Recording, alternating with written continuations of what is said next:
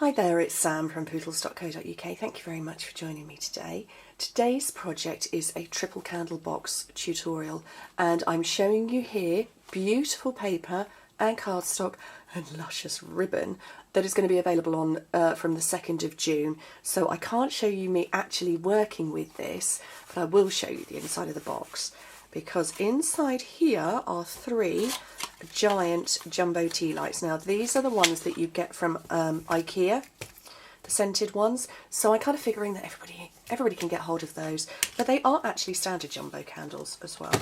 So they fit in there. There is a slight bit of room around either side and a tiny little bit at the top, because not everybody wants to gift away 3 giant IKEA tea light candles. See, I try and meet everybody's needs. This ribbon, isn't it beautiful? This is a new colour called Tip Top Taupe, and it is lush. And I think I probably just put that back on backwards. I put it on sideways. How did I do that? I don't know. Okay, it's an interesting look. I'll fix that for the photos. Okay, so the cardstock you need, I'm going totally different, is 10.5 by 8 inches, so 28 by 21 centimetres. This is Bermuda Bay, gorgeous colour. Haven't worked with it for quite a while. So we're going to score this at every 2.5 inches. So 2.5, 5, 7.5 and 10 inches. And I have written on my notes 5. I actually don't want that. I want to write 10 because otherwise I'm going to copy it onto my computer wrong. Okay, so that's 6.5, 13, 19.5 and 26 centimetres.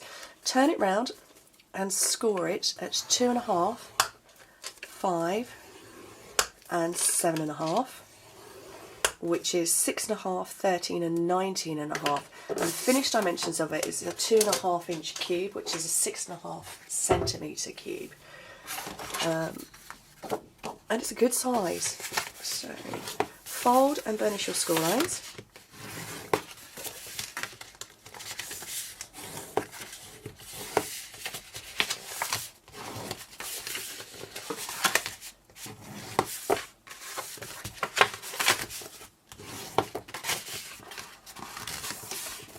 Okay, and I'm going to show you where to cut, because this is half a fold flat box.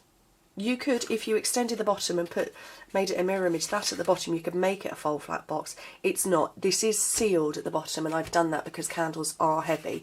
So it opens at the top, but not at the bottom. So this skinny section, that's the top of the box, and this is the bottom. So the first thing you want to do is cut straight up these score lines.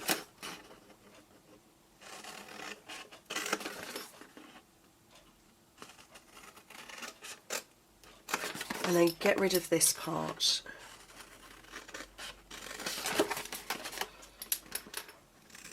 So those are all going to fold under, and they're going to form the base of the box.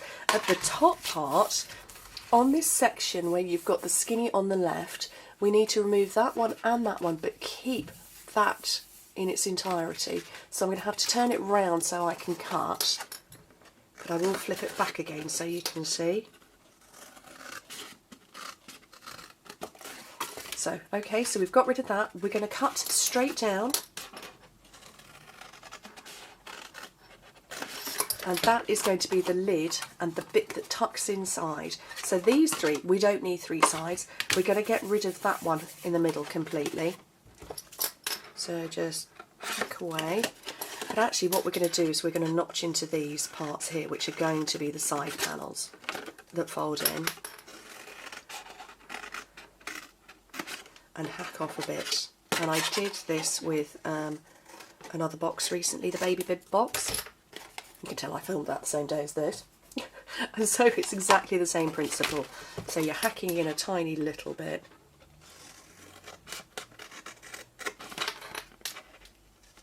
Just trimming slightly. And then chopping off. But this one we want to get rid of completely. So it's just standard way to make a fold flat box, but obviously, like I said, it's going to be a permanent close. Okay, so it's going to go like that. That's the top, and that's going to fold round. So I want to round the corners. Oh, I've lost my corner rounder. Oh, I did just put it back. So round these, and it will just help it close smoother without catching. And I want to put my DSP on. Now with this one, I was showcasing the Designer Series paper. I'm going to do the same again, and I've got the Birthday Bash DSP. Isn't it gorgeous? Love it. So I've got 4 pieces there that all measure 2 1/4 inches, which is 6 centimetres. And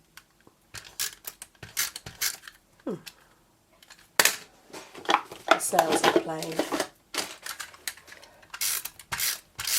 So I've got 4 of these that measure 6 centimetres or 2 1/4 inches.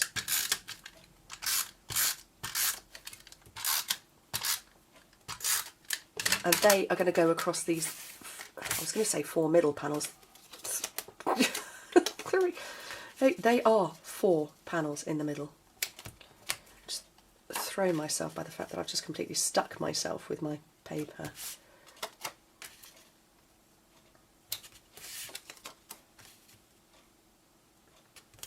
Okay, some adhesive down here, so I've got my fast fuse.